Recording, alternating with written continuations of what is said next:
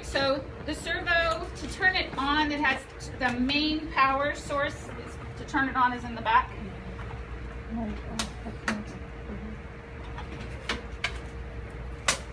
And there's a switch right here. This little plate flips over.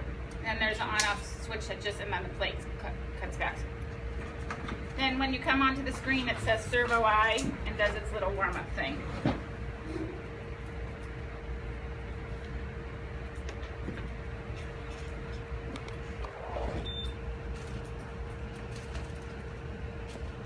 And then when it comes to the default, I can make this stand up more so it's easier to see, but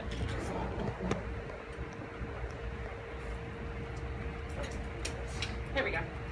Okay, so it's going to say, do you want to start pre-use check? Technically, you guys can start it here, but until you're comfortable with this vent, I want you to do something different, and there's a reason. I'm going to tell you why. So for now, say no. And say no to the next one. Do you want to clear everything? So this ventilator defaults to infant mode. Little pink baby here, little pink baby up here in the corner.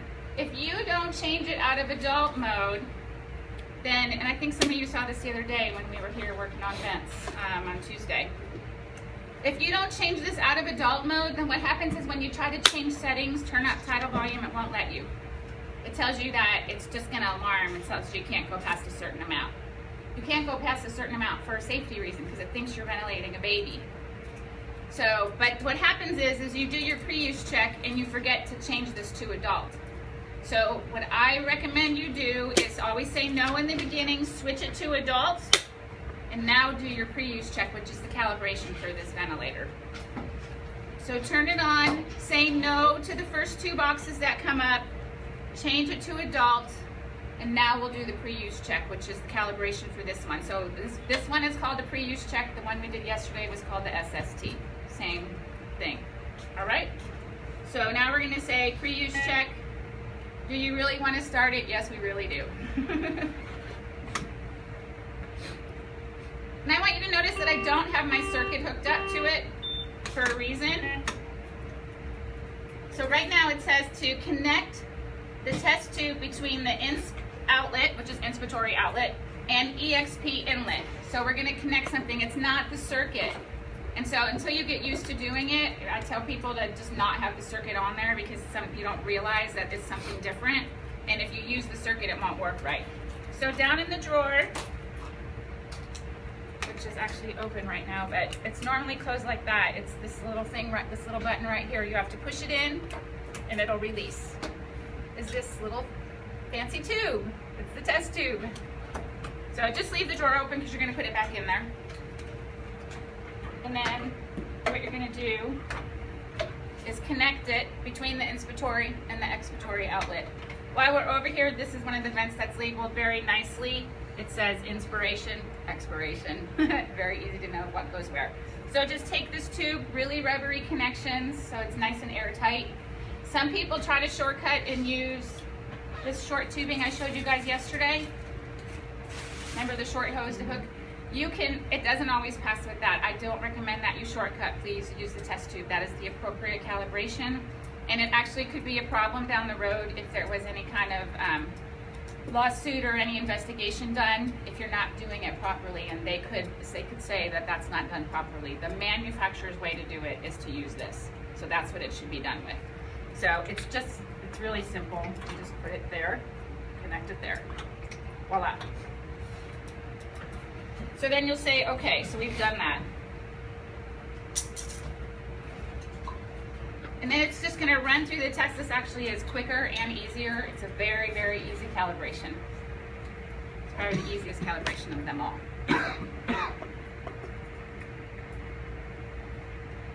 Runs through the same series of tests. Oh, this one has a safety valve test. Let me tell you what that is while I have it here. The safety valve is a valve on every ventilator. And what it is a valve that would open up to room air out to here and let the patient breathe in the event the ventilator malfunctions. So say there's some massive malfunction with the ventilator and it just totally stops working and your patients hook up to it. what are you gonna do?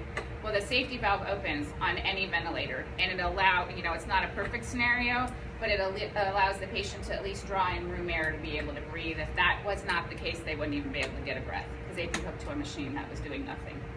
So that's what a safety valve is. Every ventilator has one.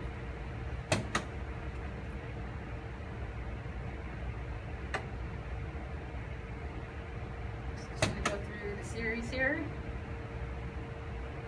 You know, if you're not completely hooked up to your air supplies too, these tests won't work.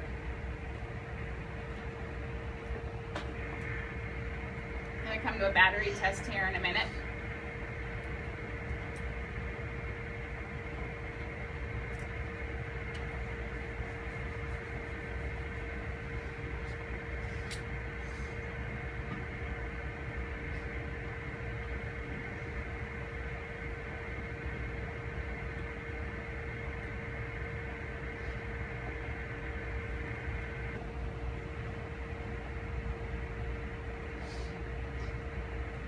You don't have to do much through this one except for pull the plug when it asks you to, and then plug it back in, and it just checks that it's running on battery.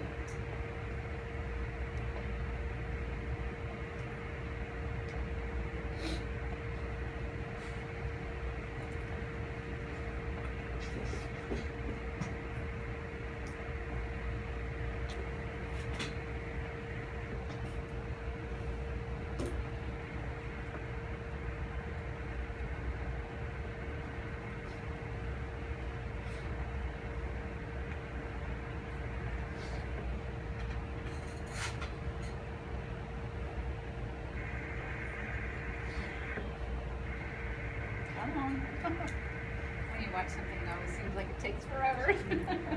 Especially when you're being watched. I know. Hello. Okay, please unplug power cord. And I know from doing this, if you listen, once you unplug it, it's going to test that it switches over to the battery, and that's going to tell you to plug it back in. So literally, you can just stay back here. So please unplug. Plug it back in. That's what it's telling you. So then you can just plug it back in. Connect patient circuit and block Y piece. So now we're going to take our test tube off and put our circuit on, and now it's going to test the circuit to make sure that it doesn't have any leaks in it before we put it on the patient.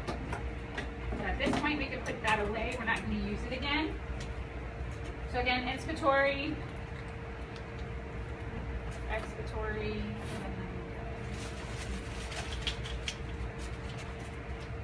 I'm not going to hook to a humidifier because I went through that yesterday. If we had all the chambers, we would just hook from the inspiration to the humidifier and then from the humidifier to our patient.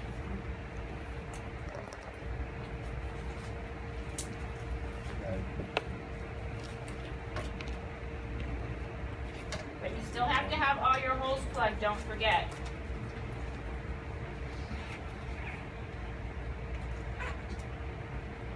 All right, so connect patient circuit and block Y piece. This is the way this is touch screen, you almost have to just use your nail, you guys, or it doesn't work.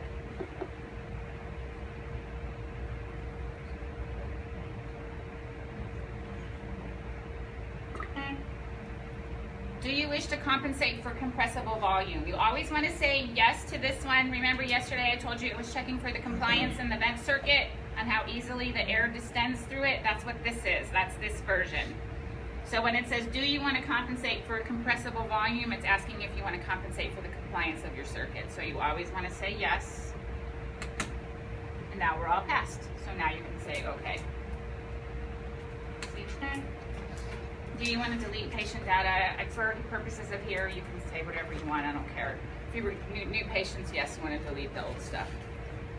So now you see we're in adult mode like we want to be. You don't have to worry about remembering to switch. After you've done this a long time, that would be easy for you to recognize, but it's just not easy for students at the first time. So now, well, let me show you before I put my lung on. From this screen, from our standby screen, we could actually preset a number of things if we wanted to.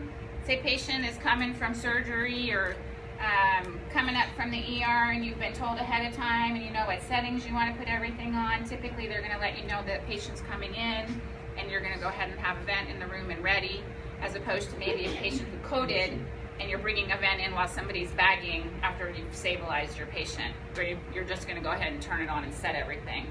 But if we're getting it ready for a patient who's going to be coming in to see us, we can have it all ready, and then when the patient gets there, all we have to do is start it.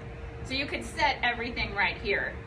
So up here at the top, right now it says volume control, but it's the first big rectangular next to the adult patient sign there. This is where you're going to set the mode that you want your patient to be in. So, and the settings. And so it's gonna, if it's in pressure control, it'll say pressure control. So let me tell you, so if you push that button, then it will tell you, I just pushed the button that said volume control. Here's all the choices that we have. So let me tell you what the names are on this vent for the different modes. It's not incredibly complicated, but it is a little different. So SJVC is called just the words volume control.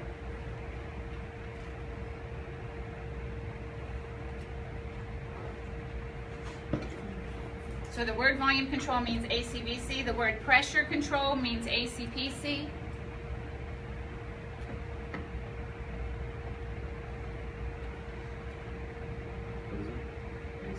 SJVC.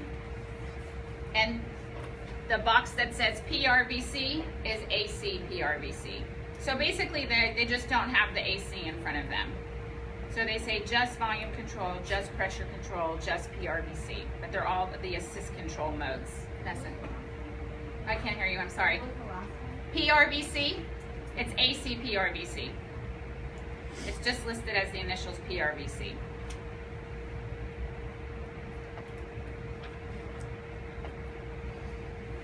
Then there's P, you got it? PRVC is AC PRVC. And then there's one that says PS/CPAP. That's like a spontaneous mode, which we'll get to later. We don't really use it here because we don't have a spontaneous person. But that would be like if you're going to wean somebody. That's the settings we would put them on. And then volume support is a mode I'll tell you about later. So then the next three that we are worried about are the SIMV modes. So they say SIMV and then in parentheses volume control. And then plus pressure support, which you'll learn about. So it says SIMV volume control, and that's SIMV-VC. So those are pretty straightforward. They're SIMV volume control, SIMV pressure control, and SIMV PRVC. So those ones are straightforward like yesterday. So this is probably the absolute easiest for modes because they're almost called exactly what they are.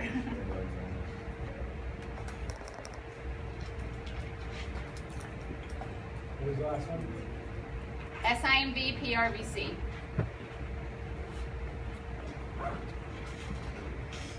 There's a mode on here called bi-vent. You don't need to worry about that for right now. That's way down the road. We won't be using it. We will, but later. Okay, so everybody good on that? Okay, so let's just say we wanted volume control. Then if we pick volume control, then all the settings that we want we'll find there. Let me see what's particular. The rate, it says respiratory rate. It's pretty straightforward. PEEP says PEEP. FiO2. Oh, T with a little I is inspiratory time.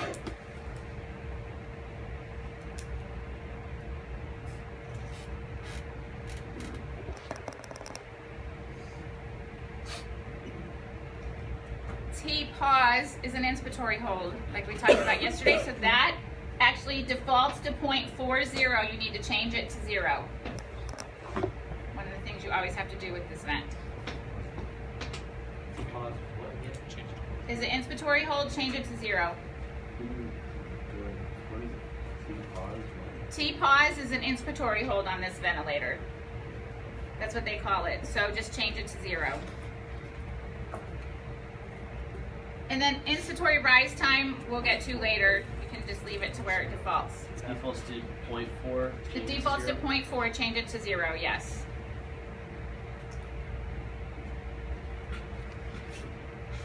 And then trigger flow is that flow trigger we talked about yesterday for the sensitivity. If you want to change it to pressure trigger, so positive numbers are flow trigger. If you want to change it to pressure, which you do need to know how to do, even though we like flow trigger, which I'll tell you more later, you go negative and it now becomes pressure trigger. So if you go negative, it becomes pressure trigger. If you go positive, it becomes flow trigger. And you'll learn more about what that is. Up here in this little box up here on the right-hand corner, this is where you'll find the I to E ratio, because it's different. This is what this one little box sometimes hides. The set minute ventilation that you'll get with the parameters that you have right here. So with our tidal volume and rate where we have it, it says our minute ventilation would be 7.5. It's telling you if you just deliver these settings, this is the minute ventilation that you'll get, so you know if it's where you want it to be. And then the other thing, anybody, what's V with a dot over it? Flow, excuse me. So that's your flow. It's up there, V with a dot over it. These are not things that can be changed. It's telling you that those are set based on what you've set over here. And you'll learn more as we go on that sometimes you can change one and it affects the other, and sometimes you change the other and it affects. So sometimes we can change flow and it changes something else. Sometimes we can't change flow, like on this one. We have to change something else to change it. Okay, so once everything is where you want it to be, you hit accept. If you wanted to be in a different mode, the SIMVs or pressure control, you just switch to that different one and set what's there. So we'll hit accept. There's some little quick keys down here. So if you want to do an FiO2 change, you can do it right here. You just lift this up and turn it to whatever FiO2 you want. You can do a quick PEEP change here, a rate change here, and a tidal volume. You just cannot change the mode or anything extensive from there. And that will be on there too once we're actually ventilating our patient. Auto mode is something we'll talk about later. Admit patient, you could put your patient data in, but nobody even uses that. And then status, the status window will give you a lot of like background information, like how long your battery life is, when the O2 cell needs to be replaced, which is like, it's mostly like tune-up stuff you do with your car. When does it need to go to biomed for its preventative maintenance? When does the O2 cell, what was the last installed options, like a computer update, stuff like that. So that's where you could find all that. What's that called again? Status. Now here's the key. We're not actually doing anything right now because we're in standby. So here's the key to turning this ventilator actually on and ventilating. See this little button down here that's lit up orange? Mm-hmm. That's what you push. Now we're actually running. So we can put our lung on it and away we go. So you'll see our waveforms are right there on the screen. Let's see, fix the arm here. No, enough space in my Is it not like a sound for an alarm? It's stopped. It's silenced. Oh, okay. See, I got it silenced right now. It does make a sound. I figured. Yeah. So you have 3 waveforms that come up. So up here, you guys see we have the exact same things we had when it was in standby. So all of those dials are still there when the vent is running all the time, which just gave us the option to set those before we actually turned it on and started ventilating. Over here on the right in this column is all your patient data. So that's where you'll get your patient data for your vent check. So let's see. Peak, P-peak, we went through that. That's your PIP. P-mean. I told you might see it called MAP, or mean airway pressure. It's P-mean. So, and then this one has more than just here. I want you to note one thing down here at the bottom. You know, I told you some of them had exhale tidal volume and inspiratory tidal volume. This is one that has both. So you have VTI and VTE. When we're charting, we're doing the VTE, remember. VTI, how much has left the ventilator? VTE, how much went to the patient as it was returned to the vent? Additional values will show you more information. Additional values will show you more. Our next page will show you more, so you can scroll to all the different areas that there are. Let's see. On this one, okay, the second screen, and it varies, so sometimes you just have to hit it until you see it. But here's our plateau, and remember I told you yesterday we had to do inspiratory pauses to get our plateau for things we're going to talk about later. So down here on the bottom right-hand side is where you can do your inspiratory hold. On this vent, you want to do an inspiratory hold and then immediately follow it by an expiratory hold. It wants you to do both when you're getting compliance measurements. So at the start of the breath, you're going to hit inspiratory hold. Whoops, I'm too late. Hold, and it tells you it's active, and then my expiratory hold, my plateau is there, and I'll have my pressure for my charting and my 25. And next page, you know, on the vent sheets, it asks for resistance and compliance. That's where you'll see those on the next page. And we're gonna get into that more in the coming weeks, so you'll understand what all of that is. Let's see, alarm profile. That's where you can get to your alarm settings. This one does not have as many alarms as some of the other ones do, so you only set what you can set. If there's a parameter here that your vent check asks for, you just put a line through it, remember, or put NA. It defaults, like, so the low pressure setting is automatically gonna go 10 below whatever your average PIP is on this machine. You can't change it. So it has some things that it defaults. So end expiratory pressure, when you see that, don't be confused, that's the same as PEEP.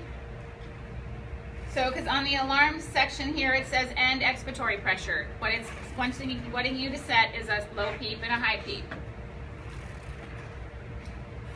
Auto set, but we don't do auto set. That would automatically default. So this one has a high pressure alarm, high and low minute volume, high and low rate, and high and low pressure. Everything else is a default automatically done by the manufacturer, so you don't have to do any other ones. So those are pretty straightforward.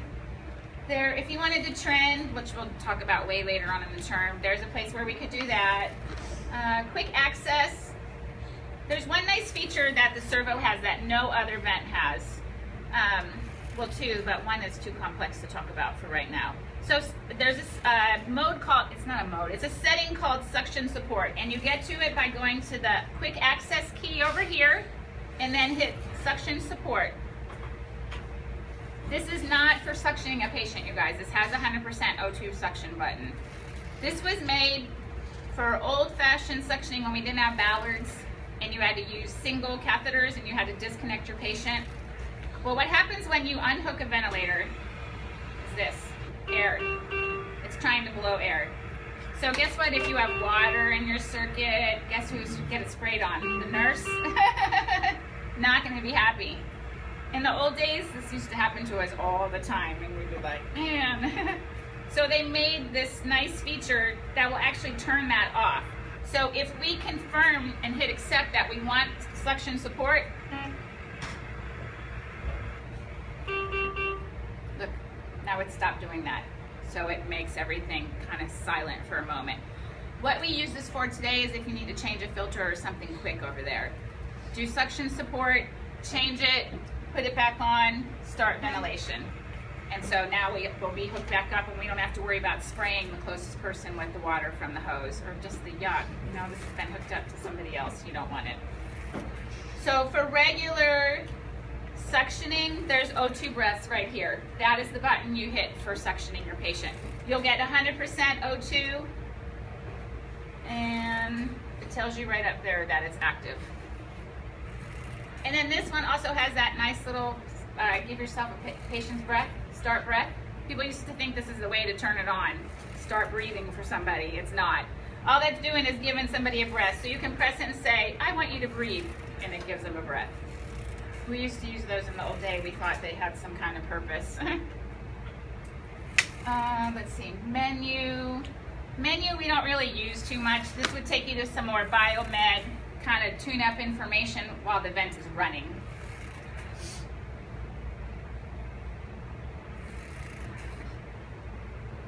You can go to additional settings.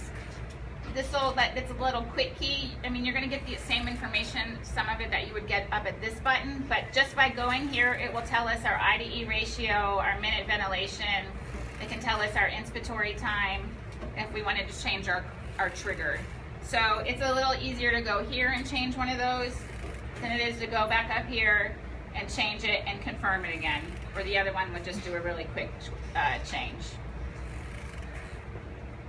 And that's really pretty much everything there is to Servo. I told you this one would be a lot shorter. So, yeah.